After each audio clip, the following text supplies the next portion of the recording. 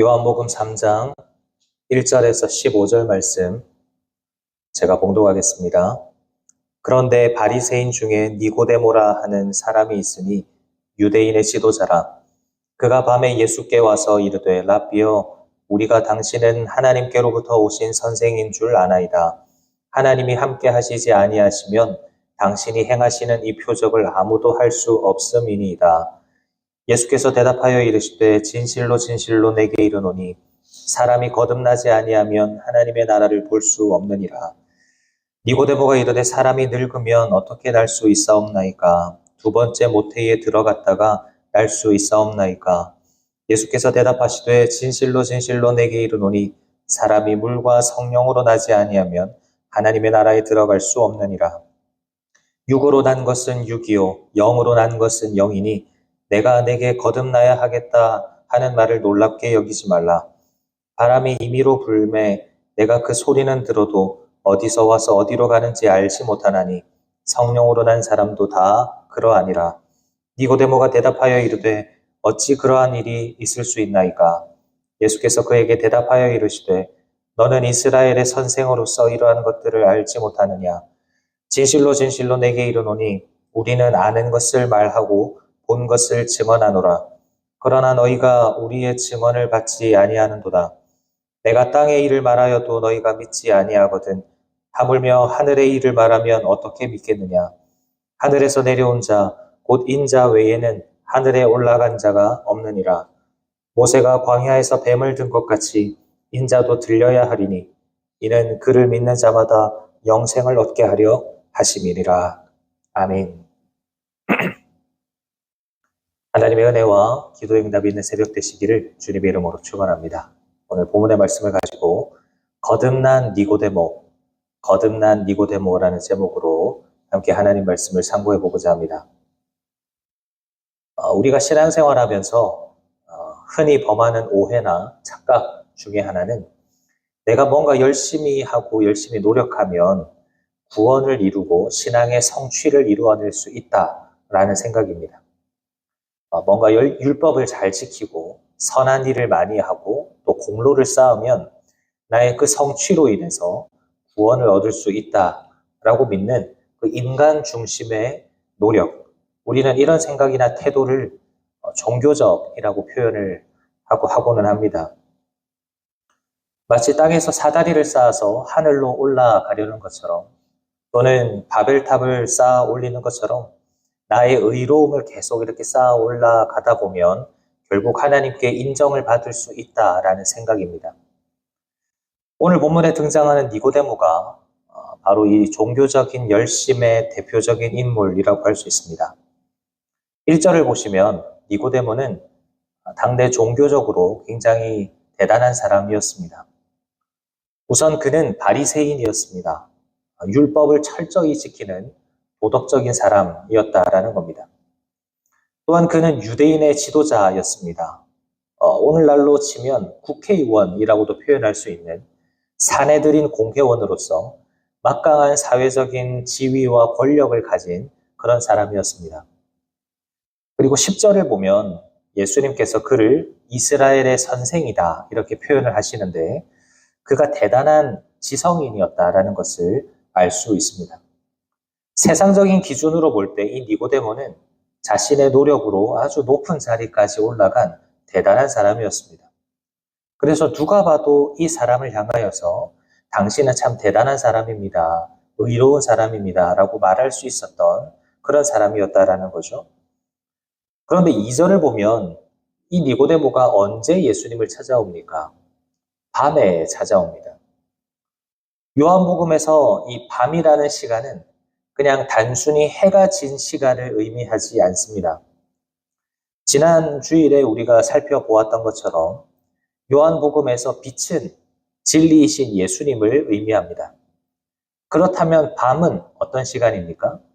그 빛이 없는 상태. 다시 말해서 예수님을 떠나서 영적으로 무지하고 하나님과 분리되어 있는 그런 상태를 의미하는 것입니다. 이것은 겉으로 드러난 화려함 속에 감추어져 있는 니고데모의 그 비참한 영적인 모습을 잘 대변한다고 할 수 있습니다. 아무리 바리새인으로서 율법을 잘 지키려고 노력을 해도 또 사회적으로 사람들에게 인정을 받고 좋은 평판을 얻었다라고 해도 인간의 힘으로는 채울 수 없는 어떤 죄의 문제, 채워지지 않는 이 공허함의 문제 때문에 그는 여전히 캄캄한 밤 가운데 있었다라는 것입니다.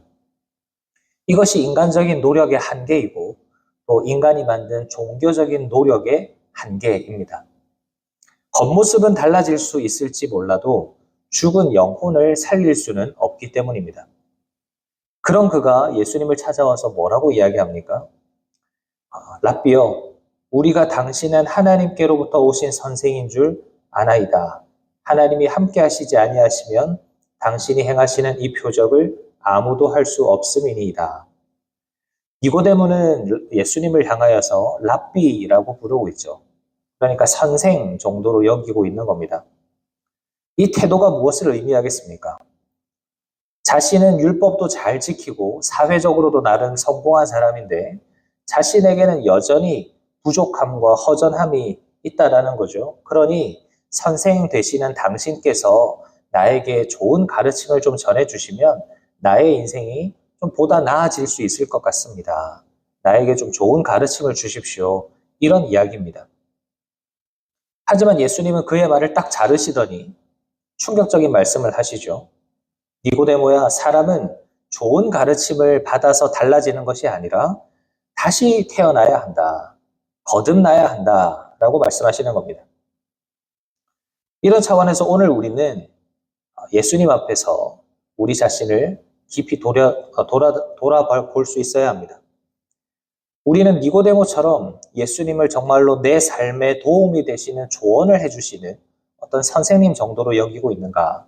아니면 나를 거듭나게 하시고 새로운 생명을 주시는 구원자로 여기고 있는가? 오늘 함께 살펴보는 이 말씀을 통해서 참 생명 되시는 주님의 은혜가 우리 가운데 풍성히 임하게 되기를 주님의 이름으로 축원합니다. 그렇다면 오늘 본문의 말씀을 통해서 예수님은 우리에게 무엇을 말씀하고자 하시는가? 첫째로 예수님은 우리가 거듭나야 한다라고 말씀하십니다. 니고데모가 예수님께 와서 당신은 하나님이 보내신 훌륭한 선생님입니다 라고 하면 우리는 자연스럽게 어떤 말을 떠올리게 됩니까? 감사합니다. 이렇게 칭찬해 주시니까 참 몸둘 바를 모르겠네요. 제가 뭘 좀 가르쳐 드릴까요? 이런 대답을 우리는 기대하게 됩니다. 그런데 본문 3절을 보면 예수님은 그 인사말에 대답도 하지 않으신 채 오히려 동문서답을 하고 계시죠. 진실로 진실로 내게 이르노니 사람이 거듭나지 아니하면 하나님의 나라를 볼 수 없느니라. 여러분, 우리가 만약 니고데모라면 얼마나 이 예수님의 대답이 당황스럽겠습니까? 니고데모는 예수님께 따뜻한 덕담을 건네면서 자신이 궁금했던 부분을 질문했습니다. 그리고 수준 높은 신학적인 대화를 기대했을 겁니다. 그런데 예수님은 다짜고짜 너는 다시 태어나야 한다. 이렇게 말씀하시는 거예요. 예수님께서 지금 이렇게 말씀하신 이유가 무엇입니까? 니고데모는 지금 개선과 성장 차원에서 예수님을 찾아왔습니다.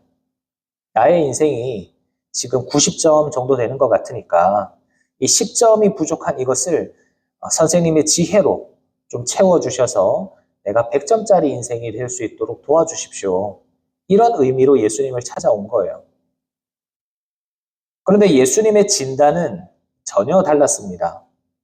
니고데모에게 필요한 것은 어떤 개선이나 성장이 아니라 재창조가 필요하다라는 겁니다.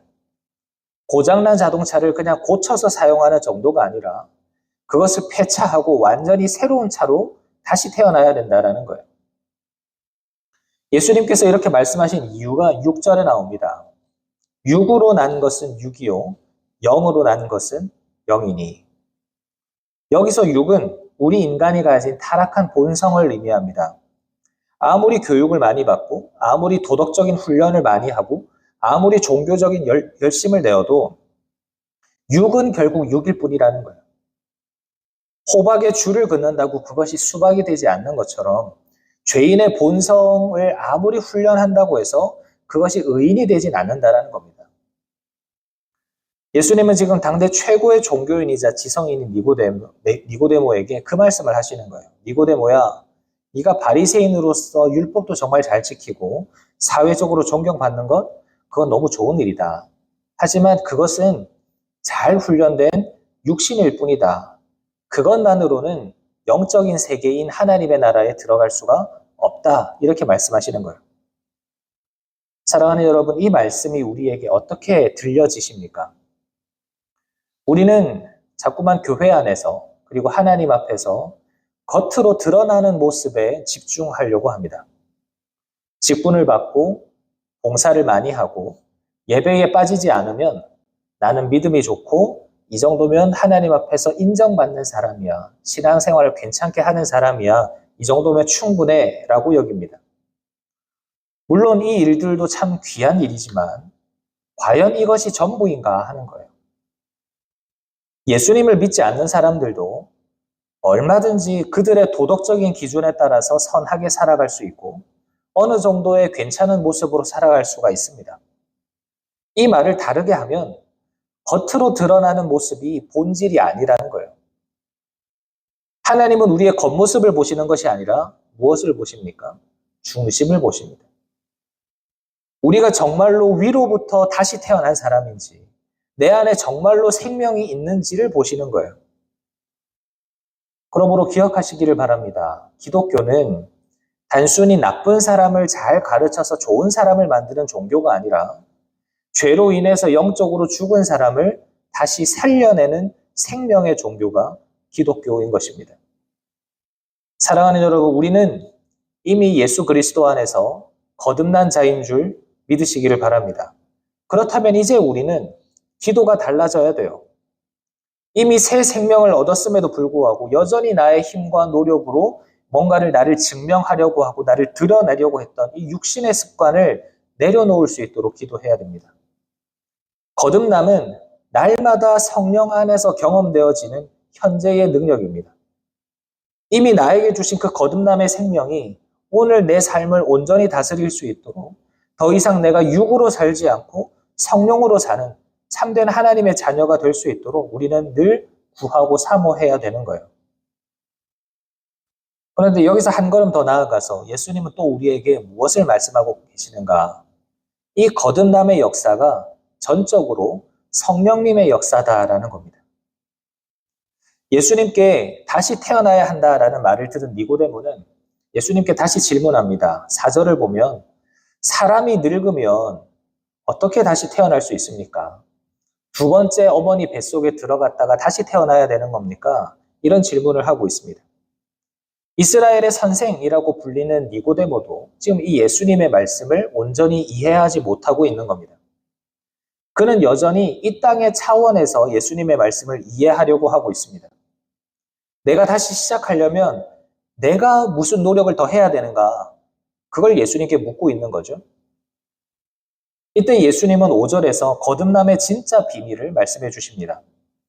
사람이 물과 성령으로 나지 아니하면 하나님의 나라에 들어갈 수 없느니라. 여기서 물과 성령은 서로 다른 의미가 아니라 에스겔 36장에서 약속을 성취하시는 성령님의 두 가지 사역을 의미합니다. 하나님은 에스겔 선지자를 통해서 맑은 물을 너희에게 뿌려서 너희를 정결하게 하고 또 새 영을 너희 속에 두고 새 마음을 줄 것이다 라고 말씀하셨습니다. 그러니까 물은 우리의 죄를 깨끗하게 씻어내는 정결의 역사고 성령은 굳어버린 우리의 마음에 생명을 불어넣는 새 생명의 역사입니다. 그러니까 거듭남이라는 것은 물 세례를 따로 받고 성령님을 따로 받고 그게 아닙니다. 성령님께서 우리 가운데 찾아오시면 마치 물처럼 우리의 옛 자아를 깨끗하게 씻어주시고 동시에 생명의 호흡으로 우리를 다시 살리시는 그 역사가 일어나는 것. 이게 거듭남이고 물과 성령으로 새롭게 태어나는 거예요. 그래서 이것은 우리가 노력해서 얻어지는 것이 아니라 전적으로 하나님의 은혜입니다. 이것을 예수님은 8절에서 이렇게 설명하십니다. 바람이 임의로 불매 네가 그 소리는 들어도 어디서 와서 어디로 가는지 알지 못하나니 성령으로 난 사람도 다 그러하니라. 여러분 바람을 한번 생각해 보십시오. 우리가 바람을 만들 수 있습니까? 바람에게 이렇게 불어라 저렇게 불어라 명령할 수 있습니까? 바람은 자기가 불고 싶은 대로 붑니다. 우리는 나뭇가지를 보면서 흔들리는 나뭇잎을 보면서 아, 바람이 이렇게 불고 있구나라는 것을 그냥 느낄 뿐입니다. 성령님의 역사가 이와 같다는 겁니다. 거듭남은 내가 결심한다고 되는 것도 아니고 내가 성경을 많이 안다고 되는 것도 아닙니다. 어느 날 호련히 하나님의 주권적인 은혜의 바람이 내 영혼에 불어오는 것, 이것이 거듭남이에요. 내가 예수님을 믿으려고 애쓴 것도 아닌데 어느 순간 내가 죄인임이 깨달아지고 십자가의 사랑이 믿어지는 것, 내 영혼이 깨끗하게 씻겨지고 새 생명으로 숨쉬게 되는 것, 이것은 내가 한 것이 아닙니다. 내 안에 불어오신 성령님의 역사인 것이죠. 여러분, 이것이 우리에게 얼마나 큰 위로가 됩니까? 만약 구원이 우리의 어떤 노력이나 지식으로 얻어지는 거라면 과연 구원을 얻을 수 있는 사람이 이 땅에 몇 명이나 되겠습니까? 하지만 하나님은 구원을 우리의 손에, 사람의 손에 맡기지 않으셨습니다. 바람이 빈부 귀천을 막론하고 차별하지 않고 불듯이 하나님의 은혜는 자격 없는 우리에게 거저 불어왔습니다. 우리가 하나님의 자녀가 된 것은 내가 남들보다 더 지혜로워서도 아니고 더 의롭게 살아서도 아니고 오직 물과 성령으로 나를 씻기시고 살리시는 하나님의 은혜 때문임을 기억하시기를 바랍니다. 내가 무언가를 하려고 하기 전에 물과 성령으로 역사하시는 그 하나님의 손길에 우리를 온전히 맡겨드리는 저와 여러분 되시기를 주님의 이름으로 축원합니다. 예수님은 우리에게 거듭나야 한다라고 말씀을 하셨고 또 그 거듭남은 전적으로 성령님의 역사다라고 말씀을 하셨는데 그러면 우리는 그냥 이렇게 마냥 손을 놓고 기다리기만 하면 되는 것인가? 그렇지 않습니다. 오늘 본문을 통해서 주시는 예수님의 마지막 교훈은 이 거듭남은 예수님을 믿음으로 바라볼 때 임한다라는 사실입니다. 예수님은 니고데모에게 우리가 붙잡아야 할 구체적인 믿음의 방법을 아주 쉬운 이미지로 설명을 해주시는데요. 바로 구약 민수기 21장에 나오는 놋뱀 사건입니다. 본문 14절을 보시면 모세가 광야에서 뱀을 든 것 같이 인자도 들려야 하리라 라고 말씀을 하시죠. 이스라엘 백성들이 광야에서 불평하다가 불뱀에 물려서 독이 퍼져 죽어가고 있었습니다. 이때 하나님께서 이들을 살게 하신 방법이 무엇이었습니까? 모든 사람들에게 독을 빼내는 수술을 하게 한 것도 아니고 해독제를 개발하려는 그런 인간의 노력을 요구하신 것이 아닙니다. 하나님이 제시하신 방법은 너무나 단순하면서도 파격적이었습니다. 그것은 장대 위에 매달린 놋뱀을 바라보면 산다는 것이었습니다.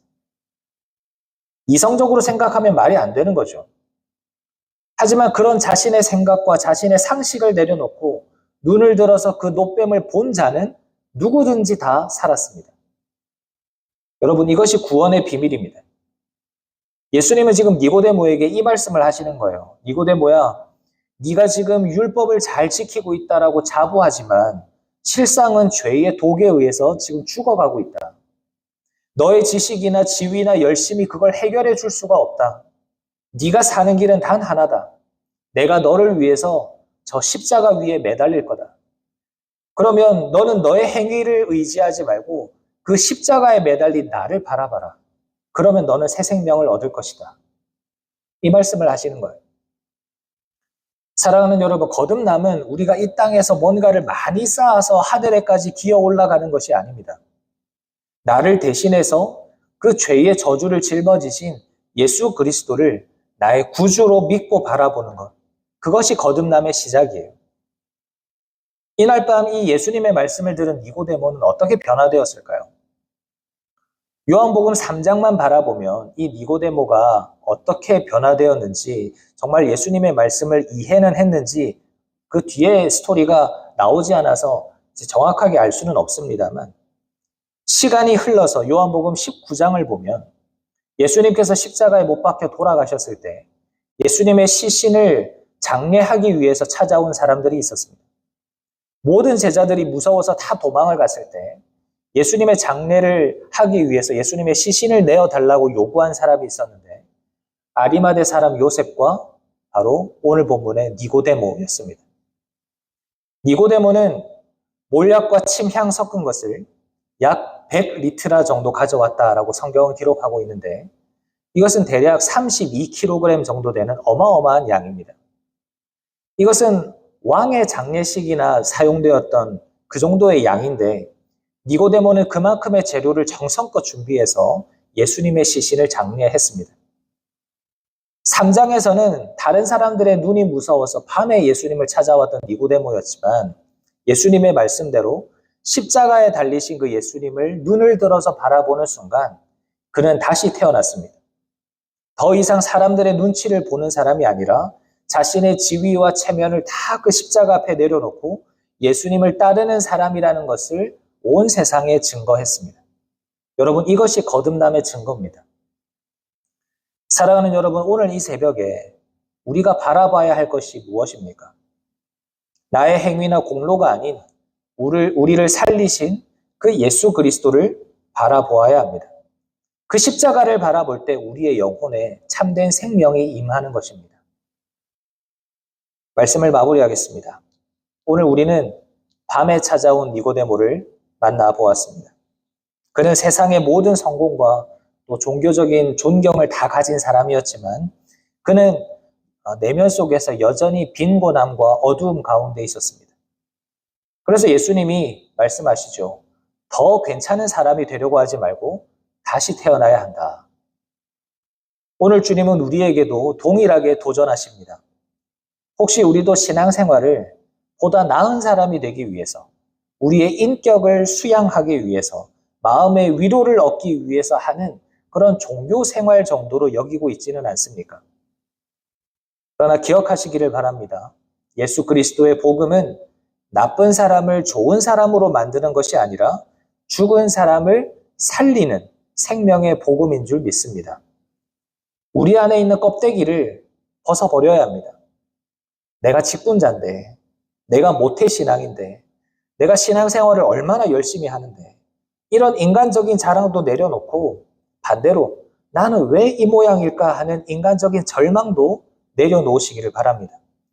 그리고 광야의 백성들이 높이 들린 노뱀을 바라보았던 것처럼 우리를 위하여 높이 달리신 그 예수님을 바라보시기를 바랍니다.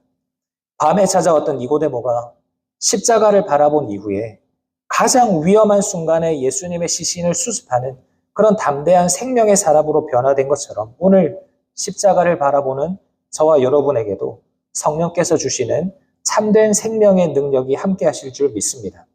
오늘 하루 내 힘이 아닌 주님 주시는 새 생명으로 살아가는 저와 여러분 되시기를 주님의 이름으로 축원합니다. 아멘. 말씀을 생각하면서 잠시 기도하겠습니다. 하나님 아버지 감사합니다.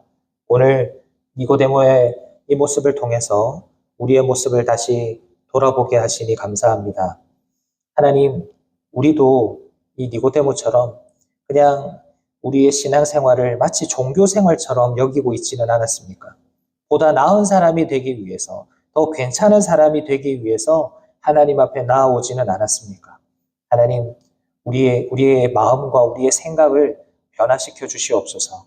우리를 위하여 높이 달리신 그 예수님이 나를 보다 나은 사람으로 만들어주기 위해서 그곳에 매달리신 것이 아니라 우리에게 생명을 주기 위해서 십자가에 달리셨음을 기억하며 우리의 모든 선한 청지기 교회 성도들이 하나님 아래서 새 생명을 얻기 위하여 오늘도 십자가를 바라보는 그런 귀한 성도들 되어질 수 있도록 은혜 베풀어 주시옵소서. 오늘 하루 성령님께서 주시는 이 생명의 능력이 우리를 사로잡을 수 있도록 역사하여 주시옵소서. 감사드리며 예수님의 이름으로 기도합니다. 아멘.